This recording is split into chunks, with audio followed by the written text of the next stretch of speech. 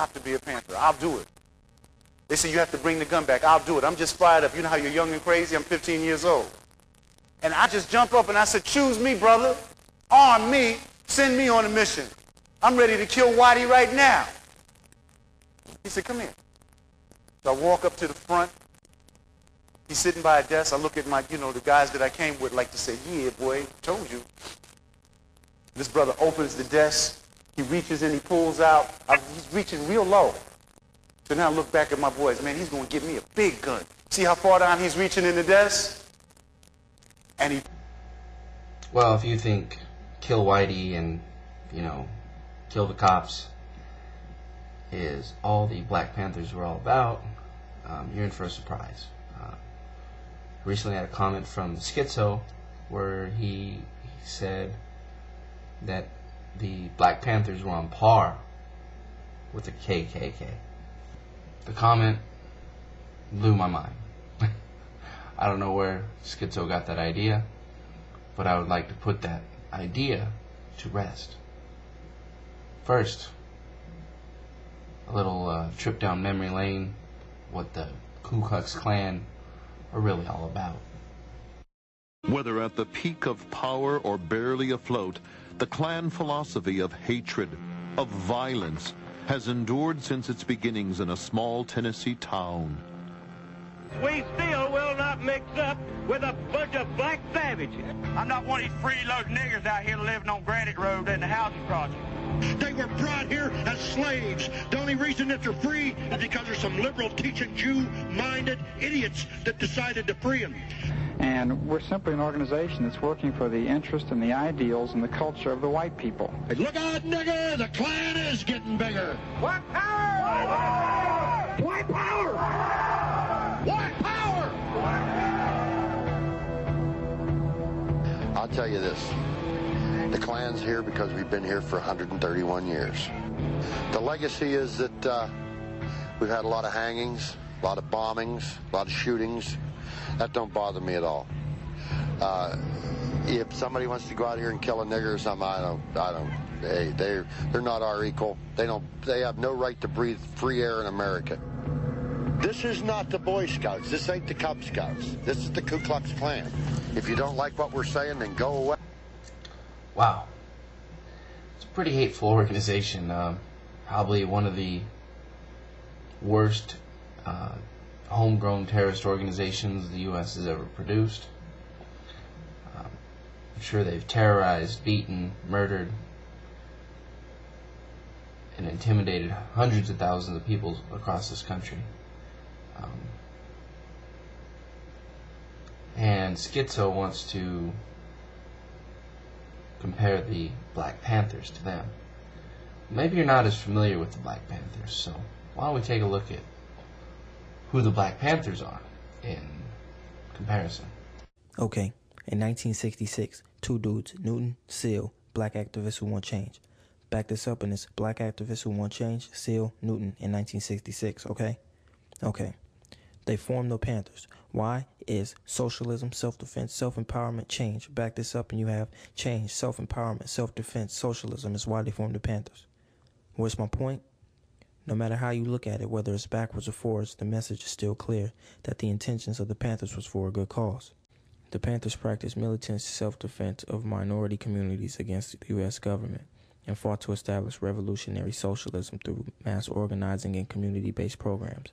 The Panthers follow Malcolm's beliefs of international working class unity across the spectrum of color and gender, and thus united with various minority and white revolutionary groups. From the tenets of Maoism, they set the party as a vanguard of the revolution and worked to establish a united front, while from Marxism they addressed the capitalistic economic system, embraced the theory of dialectical materialism, and represented the need for all workers to forcefully take over the means of production.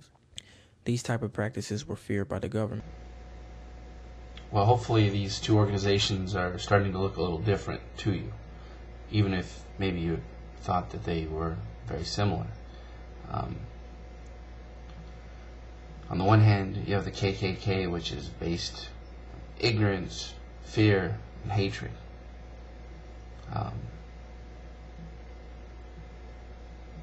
And it's important to keep in mind who the KKK was started by. The original members, the founding members of the KKK, were not Joe Redneck and Bubba. They were the leading aristocrats, the bankers, the merchants, the upper echelon of society. And they do these things like the KKK, any of these things that stir up racial animosity. They purposely do these things because it keeps the working class separate. Okay? There's many instances in American history where poor whites, black slaves, and Native Americans joined forces. That's why they had to implement laws against racial, interracial marriages. They had to institute racism because it's not natural. Naturally, we would have joined forces. And naturally, we did. That's why there had to be laws made against it. And the Ku Klux Klan is born out of that effort to pit poor white against poor black. The Black Panthers, on the other hand, are a real social organization aimed at educating and organizing the inner cities. While their original outlook may have been very much focused on race, what they came to realize as they did network with many groups, other minorities and whites, is that it was essentially a working class issue that they were fighting. You might be wondering why you have such a negative view of the Black Panthers if they were indeed a positive organization. Noam Chomsky will do a little explaining on this. Effort must be made to neutralize and disrupt this revolutionary movement. The federal government, through 4 administrations, were running a terrorist program against dissent. Literally a terrorist program, major terrorist program. I mean, it began against the Communist Party back in the 50s. Under Kennedy, it really took off. And maybe the Panthers were the most viciously attacked. At the time, we now know a lot from released documents. At the time, according to the FBI, the Panthers had 800 members. But they were devoting enormous efforts to destroy the party because it was doing things like running free breakfast programs in churches and things like that. Yeah, our government waged a war against dissent. It's actually a pretty common theme in our history, if you take a look at it. The government's role in destroying the Black Panther Party is well documented. I'm just going to give you a glimpse into one of the hits carried out by the FBI. April 6, 1968. Little Bobby Hutton. Doesn't he have just the cutest little face? Not anymore. Those fuckers went into his house, set the shit on fire, waited for him to run out, then they fucking shot him 10 times. Oh yeah. He was only 17 years old. I know. In the back of your head, you're still thinking, those Black Panthers were racist. So, to put that to rest, let's take a look at a couple clips from a Black Panther gathering in, I believe, 1968. Huey Newton stood before the court on Tuesday morning and intoned, "I am not guilty." Now, I'm going to bring you on now a member of the Peace and Freedom Party who has worked diligently on behalf of Brother Huey. I'll give you Bob Avakia. Now, I want to say that I wouldn't be on the stage. We wouldn't have been at the Oakland Induction Center if it weren't for the courageous people, the masses of people and the leaders who led and participated in the black liberation struggle all these years. Because they're the ones that taught us.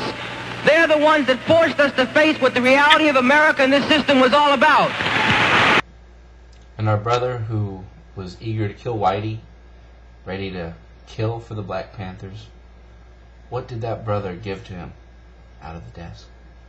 Pulls out a stack of books. And I said, "Excuse me, brother. You said you were going to arm me." And he says, "Excuse me, young brother.